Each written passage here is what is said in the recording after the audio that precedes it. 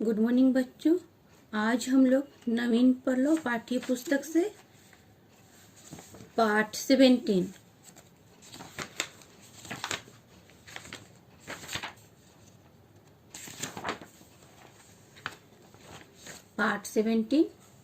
एक संसद नदी की पढ़ेंगे। ये एक रिपोर्टाज है।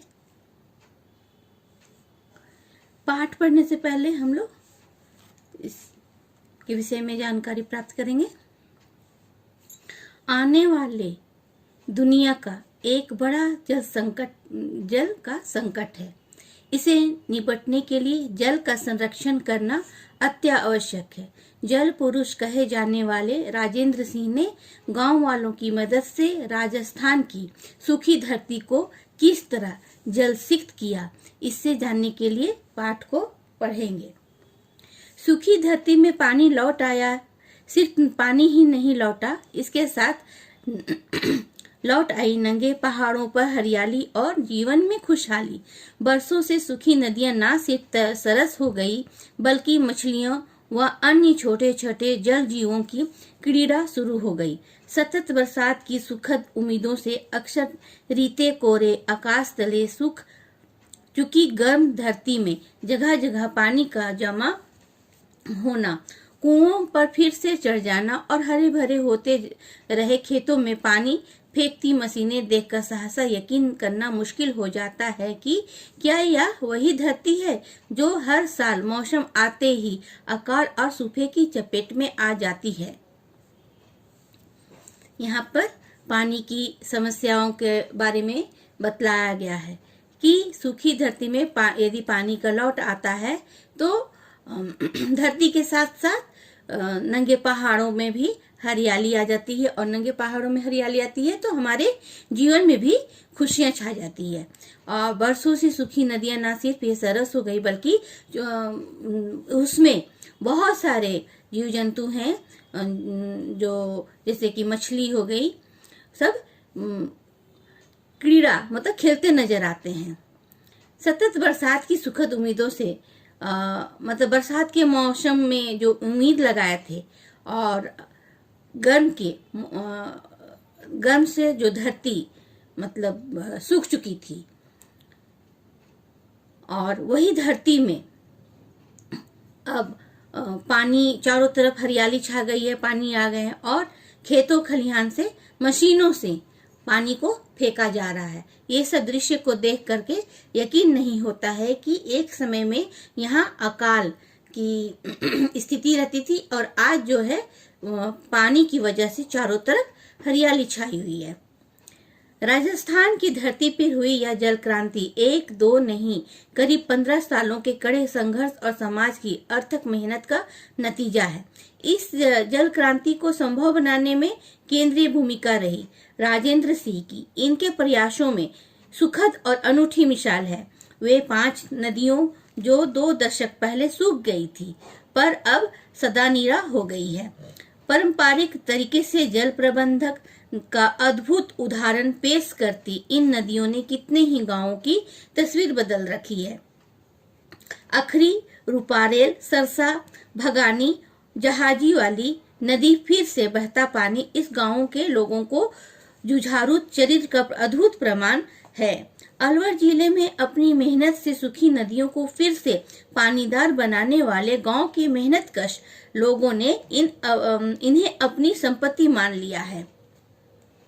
इस पाठ में राजस्थान की धरती के बारे में बतलाया गया है कि एक समय में यहाँ पर सूखा था, और सूखा होने की वजह से यहाँ की हरियाली जो है गायब हो चुकी थी, और लोग जो हैं यहाँ से पलायन कर चुके थे, और उनकी जीविकापार्जन जो बहुत ही मुश्किल था, लोग अपने जीविकापार्जन के लिए दूसरे गांवों में चले जा रहे थे। और बहुत सारे नदी हैं जो यहाँ पर नाम दी गई है, अखरी, रूपारेल, सरसा, भगानी और जहाज वाली, जो ये नदी काफी सूख चुकी थी, और लेकिन इस गांव के लोग जो हैं अपने अथक प्रयास और परिश्रम और आत्मविश्वास के साथ में अपने गांव में जल को लाया और ये जो नदी है ये फिर से नदियों में जो सूखी नदियों में पानी भर गई है। और इन्हें जो मतलब पानी नदियों को फिर से पानीदार बनाने वाले गांव के मेहनतकश लोगों ने अब इस नदी को अपनी संपत्ति मान लिया है। एक दिलचस्प की बात यह है कि आखिरी नदी को जिलाने वाले लोगों ने इसके संरक्षण के लिए आखिरी संसद का गठन किया। आखिरी संसद कई अधिवेशन भी हो चुके हैं। इन बैठकों में लगभग 75 गांव के लोग हिस्सेदार करते हैं। आखिरी संसद में पानी का उपयोग के उचित कानून बनते हैं। इन पर शक्ति और बगैर किसी कोताही के अमल भी होता है। एक दिन एक नियम के अनुसार यदि कोई बाहरी व्यक्ति मछली मारते पकड़ा गया तो उस पर 11 से 1100 रुपए तक का जुर्माना हो सकता है।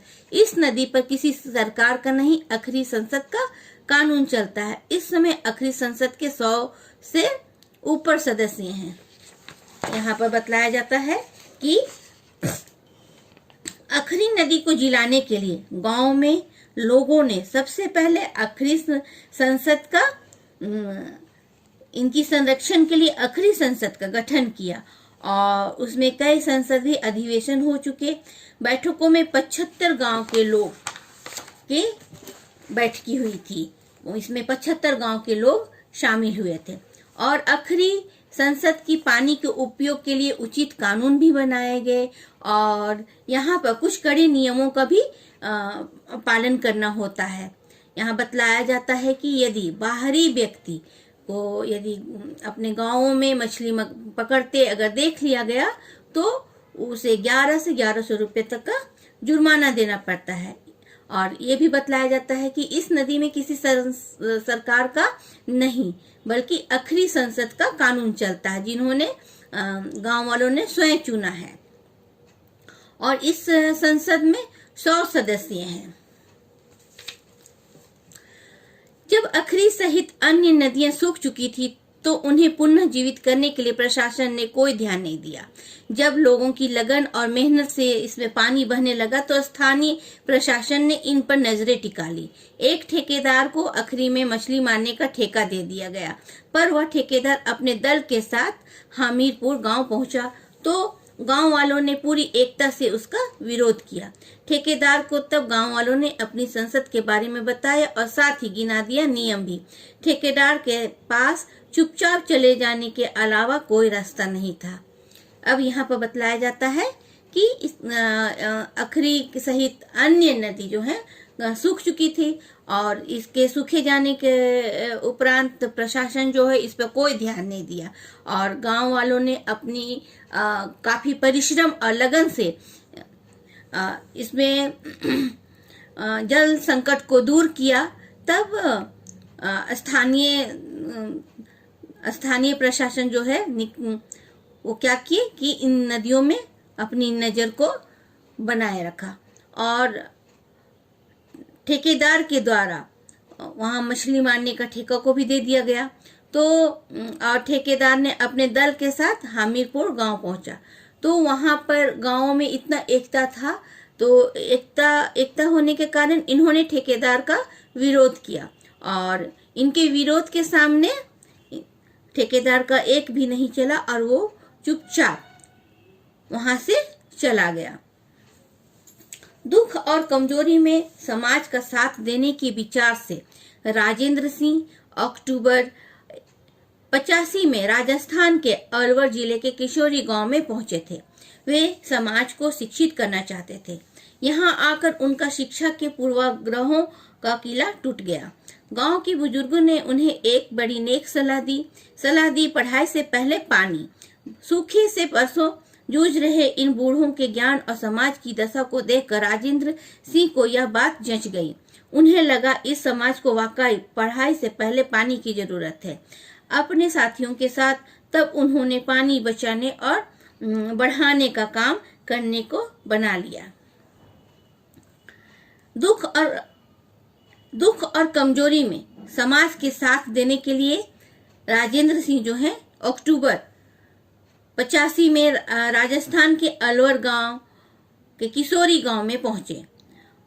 उनका मकसद था कि लोगों को शिक्षित करना है, लेकिन जब वहां उन्होंने देखा कि गांव में पानी की समस्या है और बुजुर्ग जो है नेक सलाह दिए हैं कि इस गांव में पढ़ाई से पहले पानी की जरूरत है, और गांव की दशा को देखते हुए भी राजेंद्र सिंह जो है को लगा कि नहीं, बुजुर्ग जो है सही बोल रहे हैं, पढ़ाई से पहले इनको पानी की आवश्यकता है, और पानी बचाने और बढ़ाने का काम उन्होंने अपने मन में ठान ली।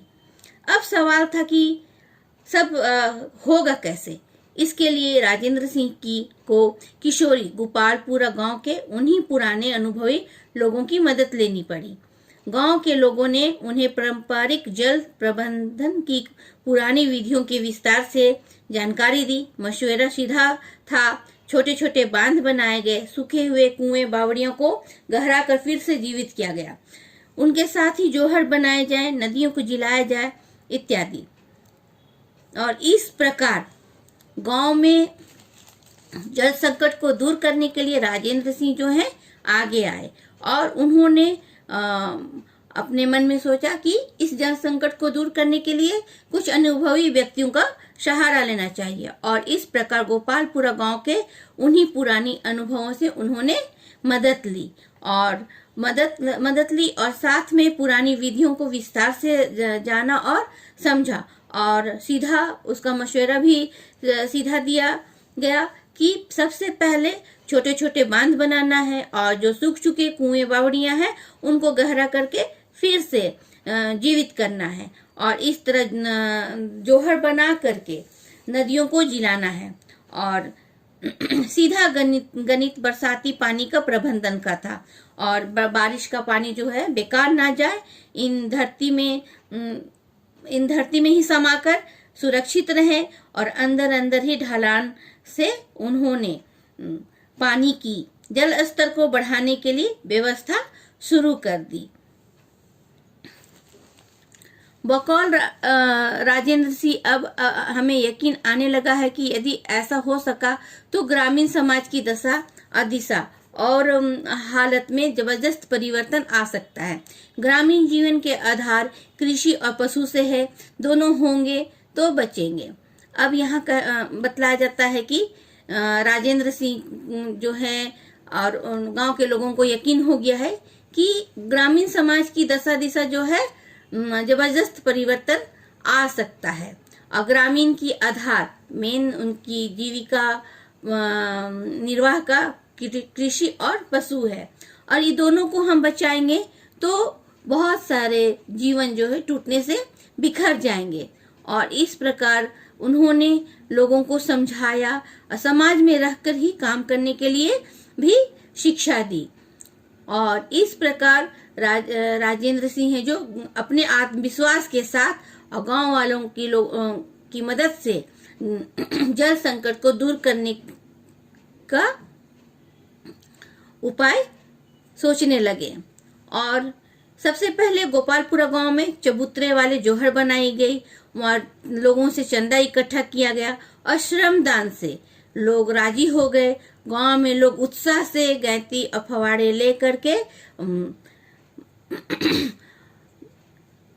बांध बनाने के लिए निकल पड़े, और लोगों ने जब बांध बनाया तो बरसात का इंतजार किया।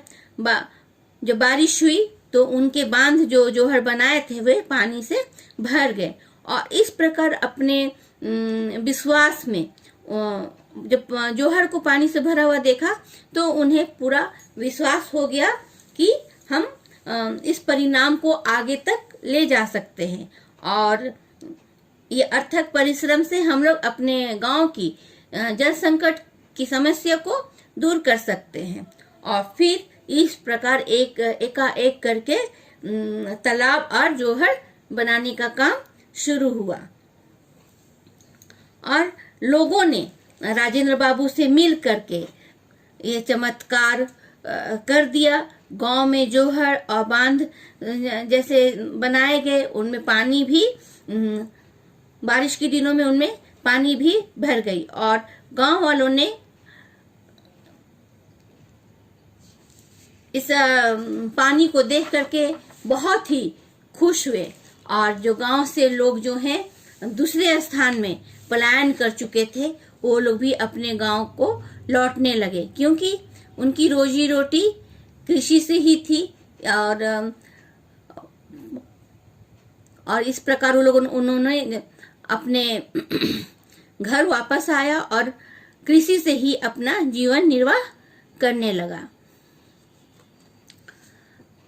करीब 15 साल पहले शुरू हुआ छोटा सा प्रयास एक मुहिम बनकर अलवर सहित राजस्थान के दौसा, जयपुर, टोंक, उदयपुर, करौली और सवाई माधोपुर जिलों में भी फैल चुका है। इन जिलों के सैकड़ों गांवों ने दिनों पानी बचाने एवं बढ़ाने का काम चलता रहा। यहाँ पर बताया जा रहा है कि राजस्थान के दौसा, जयपुर और टोंक, उदयपुर, करौली और सवाई माधोपुर जिलों में भी यह कार्य फैल चुका है। यहाँ के लोग जो है दिन रात पानी को बचाने और बढ़ाने का काम को शुरू कर दिया है। जल प्रबंधन का भी काम हुआ। भूजल स्तर को उठने के लिए कुएं भी जी उठे। डार्क जोन व्हाइट जोन में तब्दील हो गए। हरियाली वापस आ गई। धरती की उर्वरक शक्ति भी लौट आई। फसल चक्र भी बदल गया। अरावली की नंगी पहाड़ियों में भी पेड़ पौधे उगने लगे और इस प्रकार यहाँ के गांवों में जल संकट की समस्या दूर हो जाती है और लोगों के जीवन में भी परिवर्तन हो जाते हैं। और वतन छोड़ करके रोजी रोटी की तलाश में पलायन किए गए लोग भी अपने गांव आते हैं और खेतों में भरपूर फसल पैदा करके उन्होंने अपना दुख को दूर किया और पलायन पर भी विराम लग चुका है। धूप और लू में गर्म झेल करके पानी की रोज कोसों यात्रा करने वाली महिलाओं का भी अब दिन जो है फिर चुका है। वे अपने घर का काम काज परिवार के विषय में भी अब सोचने लगी हैं और वो अपने बच्चों को पाठशाला भी भेजने लगी है। तो इस प्रकार उनके जीवन में पानी की समस्या समाप्त होती है और उनका जीवन जो है खुशहाली जीवन में बदल जाता है। बहरहाल जल संरक्षण का यह अद्भुत काम नीति निर्धारकों के लिए सबक है, शेष समाज के लिए सीख है, जबकि हर जगह पानी की किल्लत है। यहाँ पर बतलाया गया है कि ये जो जल संरक्षक का अद्भुत काम जो है दूसरे गांवों के लिए, दूसरे समाज के लिए भी एक सबक है कि पानी की किल्लत है, तो अपने मेहनत और अथक प्रयास के द्वारा हम पानी की समस्या को समाधान कर सकते हैं।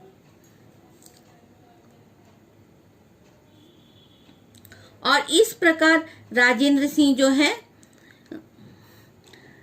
अपनी विश्वास के साथ में राजस्थान के अलावा मध्य प्रदेश, उत्तर प्रदेश और गुजरात में भी कई जगह जल संरक्षक का काम किए।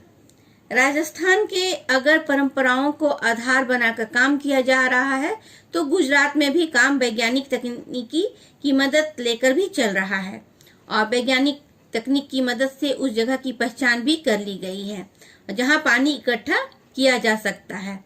इस तकनीकी का नाम रिमोट सेंसिंग है। और अब यहाँ पर बतलाया जाता है कि राजस्थान में भी परंपराओं को आधार बना करके भी काम को शुरू किया गया है और अब तो इन्होंने वैज्ञानिक तकनीकों की मदद से भी काम को आगे बढ़ाया है और वैज्ञानिक तकनीकी की अलग एक पहचान भी हो गई है और इस तकनीक का नाम इन्होंने रिमोट सेंसिंग बतलाया है। रिमोट सेंसिंग के माध्यम से धरती के हिस्से की चित्र लिए जाते हैं और उन्हीं चित्रों में धरती की आंतरिक रचना भी स्पष्ट हो जाती है। आंतरिक रचना यह जानकर अंदाजा आसानी से लगाया जा सकता है कि अमुक जगह में पानी जमा करने के लिए ठीक रहेगा या नहीं। ऐसे पता चल जाएगा कि जमीन के भीतर किस गति से रिसेगा। रिमोट सेंसिंग तकनीक पहाड़ी और पठारी इलाकों में ज्यादा कारगर है।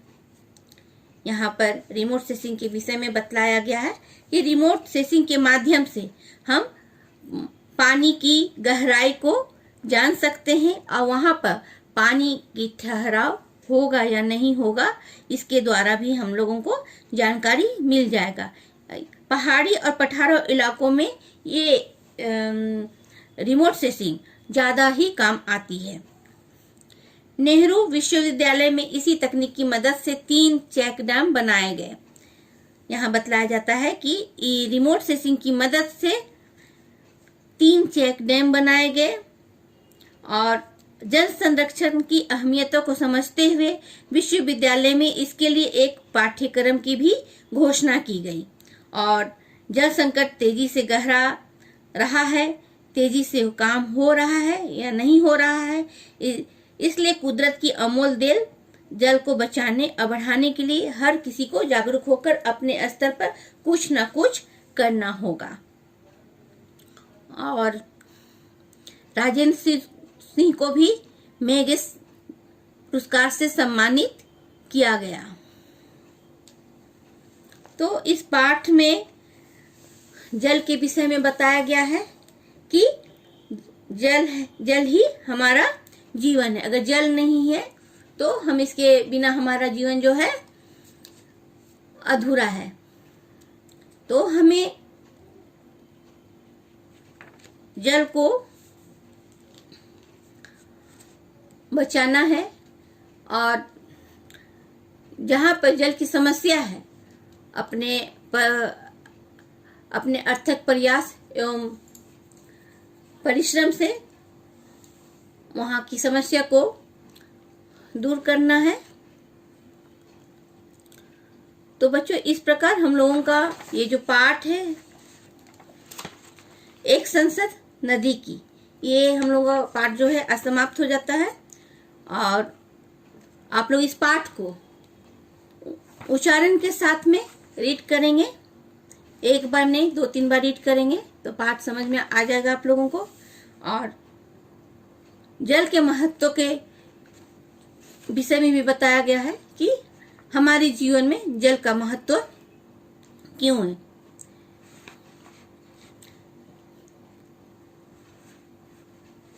यदि जल नहीं रहेगा तो उपज भी नहीं होगी। अगर उपज की समस्या हुई तो लोग जो हैं भूखे मरने की समस्या आ जाएगी। और इस प्रकार हमें जल को बचाना है, बर्बाद नहीं करना है। हमारे पाठ में मौखिक प्रश्न, लघु प्रश्न और दीर्घ प्रश्न दिए गए हैं। इस प्रश्नों के उत्तर को मैं आपके व्हाट्सएप में दे दूंगी। आप लोग अपनी हिंदी कॉपी में इस सारे प्रश्न उत्तर को लिखेंगे, सुंदर हैंडराइटिंग में लिखेंगे और याद करेंगे। हम लोगों का सेकेंड टर्म के अनुसार हमारा सिलेबस जो है वो पाठ हम लोगों का समाप्त होता है और इसके बाद अब हम लोग हिंदी ग्रामर पाठ को पढ़ेंगे।